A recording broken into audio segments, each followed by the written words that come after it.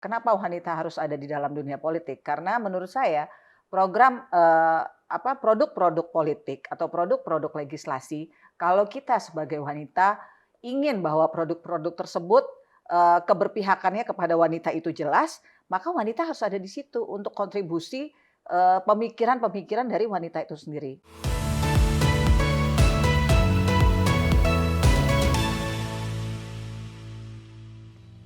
Hai, ketemu lagi bersama dengan saya Hendrawan, tentunya di program Lokal Leader dan tentunya hanya di podcast G24 Channel. Nah, untuk hari ini Yanes akan mengunjungi salah satu wanita cantik. Kira-kira siapa wanita cantik ini?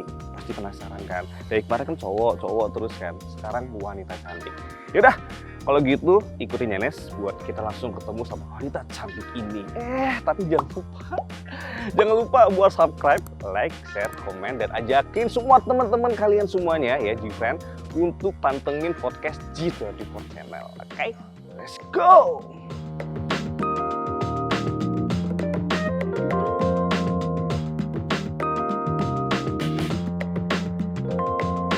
Nah, G-Friend ini udah nyampe nih. Kita gede-gede dulu ya. Assalamualaikum.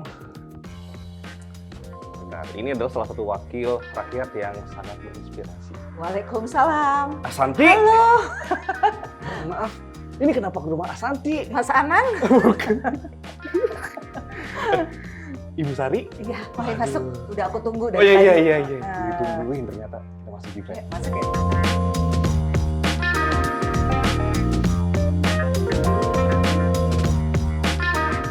Akhirnya Ibu ini setelah sekian lama bisa ketemu lagi di sini ya. Maklum lah orang sibuk. Oh iya. Artis. Oh mirip Asanti.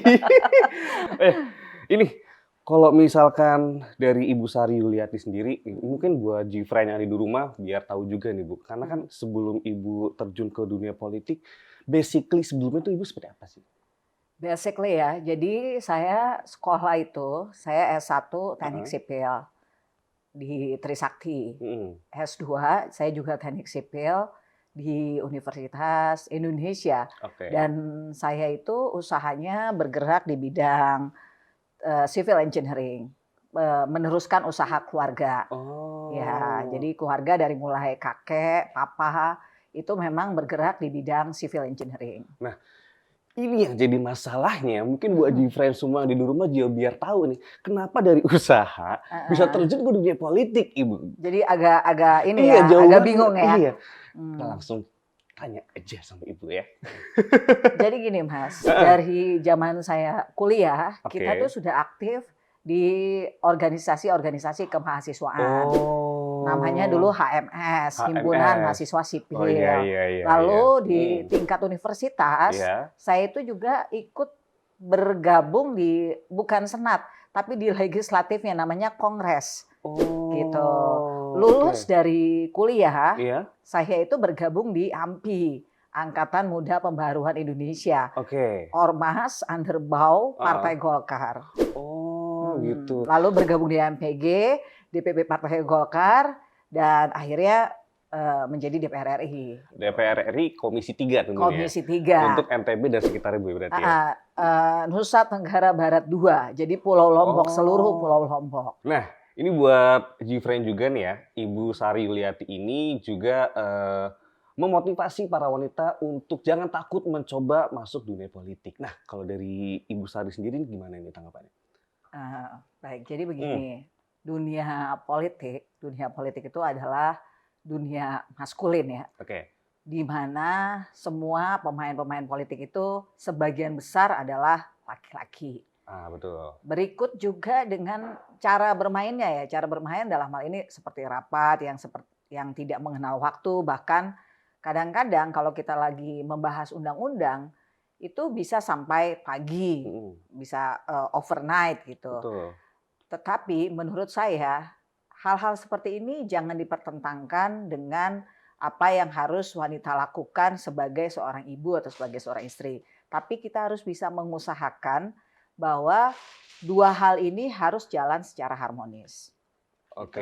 Jadi wanita-wanita yang ada di dalam dunia politik tuh wanita pejuang, wanita hebat, wanita tangguh yang harus kita dukung, bahkan harus kita perbanyak jumlahnya. Karena kenapa? Kenapa wanita harus ada di dalam dunia politik? Karena menurut saya program produk-produk politik atau produk-produk legislasi, kalau kita sebagai wanita ingin bahwa produk-produk tersebut keberpihakannya kepada wanita itu jelas, maka wanita harus ada di situ untuk kontribusi pemikiran-pemikiran dari wanita itu sendiri. Karena yang mengenal wanita kan tentunya wanita itu sendiri. Oh iya benar. Ya. Dan kalau keputusan dari wanita itu lebih menggunakan hati ya Bu. Oh, iya. Bukan kayak gitu nggak ya? Iya betul, itu betul. Nah ini Bu maaf, karena kan kalau misalkan di politik itu kan kalau image-nya nih, mohon maaf ya, image dari seorang wanita kalau misalkan masuk ke politik itu kan yang tadi Bu bilang pulang harus kadang pulang malam, meeting kita nggak tahu sampai jam berapa, dan sebagian besar di legislatif juga kebanyakan adalah seorang pria gitu kan. Nah kalau dari Ibu sendiri gimana untuk bisa menangkis dari image itu? Gini, kalau buat saya soal image, bad image gitu, yang terpenting adalah lingkungan terdekat saya, orang-orang yang saya cintai dan mencintai saya. Selagi mereka merasa comfortable dengan profesi yang saya jalani, saya aman. Saya nggak merasa terganggu dengan image apapun. Kalau kita hanya memikirkan apa yang orang pikir tentang kita, itu nggak akan selesai. Yang terpenting adalah bagaimana pemikiran kita atau reaksi kita terhadap pemikiran orang. Itu yang penting. Kita nggak bisa kendaliin kan Mas, pemikiran-pemikiran orang. Nah kadang kan kalau misalkan seperti itu, apalagi di wakil rakyat gitu Bu, banyak kan sebagian besar tuh pria gitu ya. Pernah nggak sih Bu ngerasain waktu Ibu memberikan sebuah pendapat atau mengajukan sebuah sesuatu pendapat gitu, terus disepelein sama yang lainnya gitu, karena ini kan perempuan, kalian tuh nggak tahu apa-apa gitu. Ya mungkin di awal-awal karir kita mungkin seperti itu ya, seperti itu adalah being underestimate gitu, ada seperti itu. Tapi ya kita sebagai wanita kita buktikan aja dengan kerja-kerja, jadi nggak usah dijawab dengan kata-kata, tetapi dijawab dengan hasil kerja kita aja, bahwa kita juga mampu menyaingi laki-laki gitu. Jadi kita tunjukkan aja dengan hasil kerja. Jadi buat para wanita-wanita Indonesia ada dimanapun kalian berada ya. Jadi nggak usah takut untuk bisa mencoba atau terjun di dunia politik. Nah ini Bu yang paling penting, karena kan Ibu juga sudah berkeluarga gitu. Cara membagi waktunya gimana nih? Ya harus canggih. Oh canggih. Jadi buat canggih. Yang penting kewajiban kita kepada keluarga, sekolah segala macam. Itu udah nomor satu, udah harus beres dulu baru kita urus politik. Begitu. Jadi tetap ya urusan keluarga harus tetap nomor satu. Family first. Cakep ya.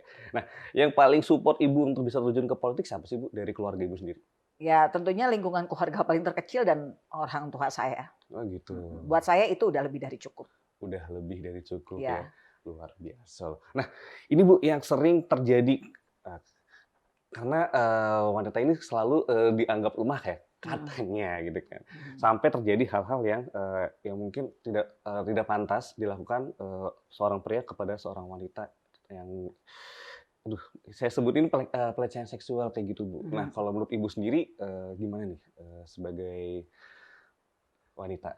Ya kalau soal pelecehan, jangankan pelecehan antara laki-laki terhadap wanita. Wanita terhadap wanita ataupun wanita terhadap laki-laki, saya menentang. Karena itu artinya ada superioritas one to another. Gitu. Saya pingin semua manusia di bumi ini harus equal. Wanita ke wanita, wanita ke laki, laki ke wanita harus equal. Tidak ada yang subordinat satu sama lainnya.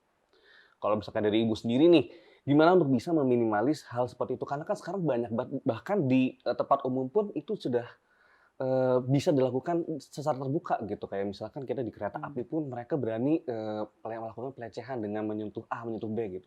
Apa yang harus Ibu lakukan? Kalau misalkan kasarnya sebagai seorang wanita kira-kira harus gimana nih? Kalau saya sih hal seperti itu? Lawan, harus dilawan. Jadi bahwa masyarakat harus tahu bahwa ada jenis manusia yang melakukan hal seperti itu.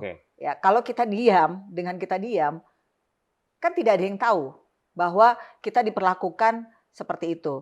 Dan masyarakat juga tidak tahu bahwa ada kejahatan yang seperti itu. Oke. Dengan kita lawannya itu adalah melaporkan ya, tentunya melawan yang sesuai dengan undang-undang, dengan regulasi yang ada. Kita melaporkan bahwa kita diperlakukan seperti itu. Undang-undangnya kan ada. Iya betul. Apalagi ada undang-undangnya gitu ya. Iya. Jadi buat Gfriend semuanya ya jangan takut untuk berkarya gitu ya. Mencoba terjun di dunia politik, terus kalau misalkan kalian takut dengan image itu ngapain takut gitu ya. Buktinya Ibu Sari sendiri gitu melawan semua image-nya untuk bisa lebih baik lagi. Yang penting soal image itu, yang penting gimana kita reaksi atas image itu aja. Betul. Kalau kita berharap orang berpikir sesuai yang kita mau kan susah. Jadi Mandalika sebagai salah satu kawasan super prioritas yang ditetapkan oleh Presiden Jokowi, kemarin juga sudah berhasil menyelenggarakan MotoGP. Saya ya sangat bangga sebagai warga Lombok dan warga Indonesia tentunya ya, karena ini adalah yang pertama di Indonesia. Betul.